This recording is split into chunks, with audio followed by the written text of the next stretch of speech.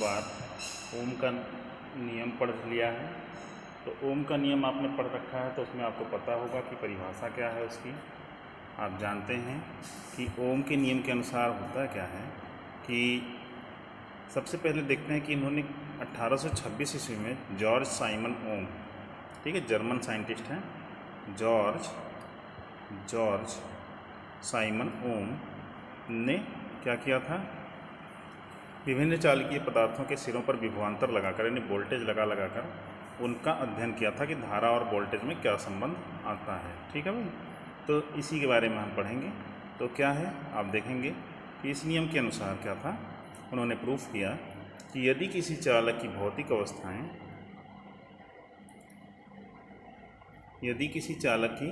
भौतिक अवस्थाएं, मतलब लंबाई, चौड़ाई, मोटाई, ताप आदि अपरिवर्तित रहें तो उनके सिरों पर लगाया गया विभवांतर मतलब वोल्टेज V जो है वो किसके अनुक्रमानुपाती होगा, आप कहेंगे I के, वैद्युत धारा I के अनुक्रमानुपाती होगा। ठीक है भाई, वैद्युत धारा I के अनुक्रमानुपाती होता है। ठीक है, तो इसी को हम अब प्रूफ करेंगे।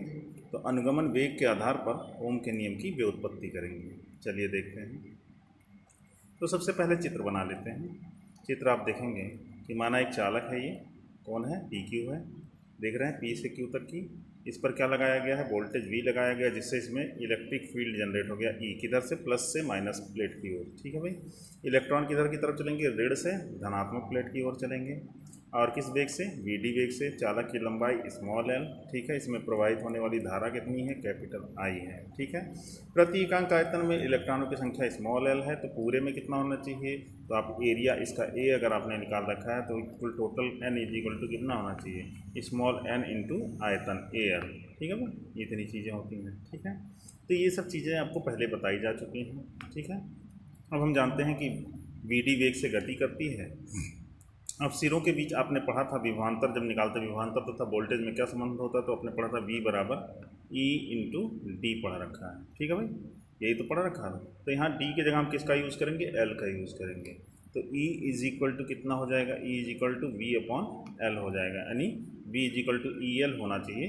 तो इसी की जगह पर E is equal to V upon L होना चाहिए। इसे इक्वेशन नंबर 1 मान लिया कि चालक के सिरों तथा विभवांतर लगाने पर उत्पन्न वैद्युत क्षेत्र की तीव्रता कितनी होगी, तो आप कहेंगे कि E is equal to V upon L। ठीक है, अब जानते हैं प्रत्येक इलेक्ट्रॉन पर वैद्युत क्षेत्र आरोपित हो गया है, E लग गया है, तो प्रत्येक लगने वाला बल कितना होगा, E F is equal to क्या होता था, F is equal to Q into E होता था। तो इसी की जगह हम इलेक्ट्रॉन का यूज़ कर रहे हैं, तो यहाँ पर हम Q करना है, यूज़ करके E का यूज़ करेंगे।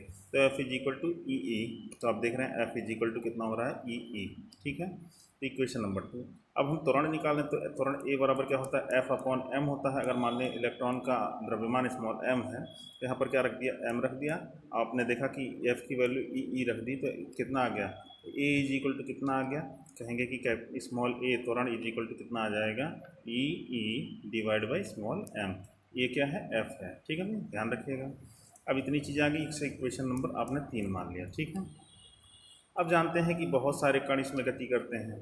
ठीक है, किसी भी चालक के अंदर बहुत सारे कण गति करते हैं। तो आप कहोगे किसी का वेग V1 है, किसी का वेग V2 है, ठीक है, किसी का वेग V3 है।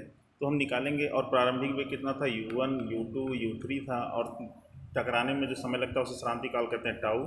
और सबका त्वरण समान होगा क्योंकि एक समान त्वरण से गति करेंगे। ठीक है, तो आपको एक समीकरण मिलेगा, पहले के लिए क्या मिलेगा, V1 is equal to U1 plus AT के जगह टाउ यूज़ करेंगे। देखिए T मत यूज़ कीजिएगा। ठीक है, तो यहाँ टाउ यूज़ करेंगे। V2 इज इक्वल टू क्या यूज़ करेंगे, U2 प्लस A टाउ। ठीक है, इस तरह से सब में आपको ऐसे टाउ मिलता चला जाएगा। ठीक है, UN तक आपने किया, सबका औसत निकालेंगे, तो औसत कितना आएगा, तो आप कहोगे कि V1 plus V2 plus V3 plus dot dot dot Vn तक आएंगे। V1 की वैल्यू रखा U1 plus A tau, U2 plus A tau रखा V2 की, इसी तरह Vn की कितनी रखी, UN प्लस A टाउ रख दिया। ठीक है भाई, इस तरह से आप देखेंगे कि U को सबको कॉमन ले लिया और बट्टे में कितना लिख दिया, उसके N रख दिया। ठीक है, तो ये देखिए, ये क्या है, तापीय वेग। क्या है, तापीय वेग। और कल आपको बताया था तापीय वेग कितना होता है, तापीय वेग हमेशा शून्य होता है, ठीक है, क्योंकि यह रूम टेम्परेचर की बात है और उस पर कोई भी इलेक्ट्रॉन अपने आप गति करते रहते हैं और पुनः अपनी जगह पर पहुंचते रहते हैं, इसलिए ये टोटल वैल्यू कितनी हो जाएगी, 0 हो जाएगी, ठीक है। तो बचा क्या, ए टाउ, कितने टाइम बचा, एन टाइम बचा, और डिवाइड बाई एन, एन से मल्टीप्लाई करके ए टाउ को और डिवाइड बाई एन तो है ही, कैंसिल हो गए यहाँ पर, और आपको वी डी बराबर कितना बचा, V D is equal to A tau बचा केवल, ठीक है भाई, ए टाउ बचा। अब वी डी का यूज़ हम किस में करेंगे, ज़रा ध्यानपूर्वक देखेंगे। अब वी डी की वैल्यू, अब ए टाउ मिली तो आपको ए की वैल्यू क्या मिली थी, ए की वैल्यू मिली थी ई डिवाइड बाई एम मिला था, और वी डी की वैल्यू जब निकालेंगे तो V D is equal to A और इंटू टाउ, ठीक है। इतनी बातें हो गई, तो V D is equal to E tau divide by M square, ये चौथा समीकरण आपको बन के तैयार हो जाता है।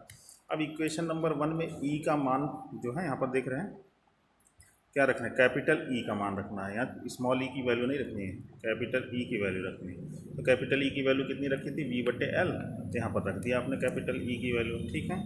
इस तरह से आप देखेंगे कि V D is equal to कितना आ गया, V D is equal to आएगा आपका, V D small V D is equal to V E और टाउ और डिवाइड बाई एम एल आ गया, ठीक है भाई, ये इक्वेशन नंबर 5 आ गया, ठीक है। इसे आप देखेंगे, इसके आगे देखिए, यहाँ तक जब हम हो जाते हैं तो कंप्लीट हो जाता है। और आपने पिछले वाले डेरिवेशन में क्या निकाला था, V D is equal to I upon N E A निकाला था।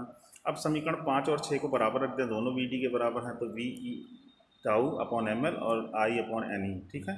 अब वी और देखिए वोल्टेज और करंट को एक साइड हमने कर दिया, ठीक है, वोल्टेज और करंट को एक साइड जब हमने कर लिया तो क्या बचा हमारे पास, वी अपॉन आई बराबर M L N E tau, ठीक है। और यहाँ ई से, यहाँ इस ई से इस ई का गुणा हो जाएगा तो कितना हो जाएगा, स्क्वायर हो जाएगा, एन ई स्क्वायर टाउ। तो यहाँ देखिए लिखा हुआ है M L upon N E square A tau, ठीक है।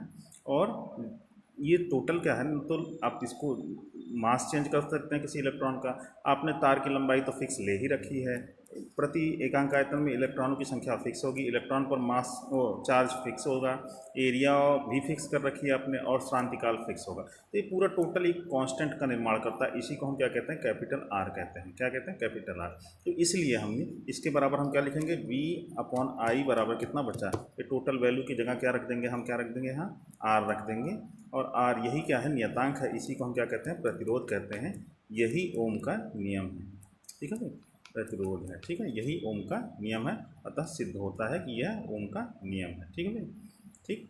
तो आज के लिए इतना ही, धन्यवाद।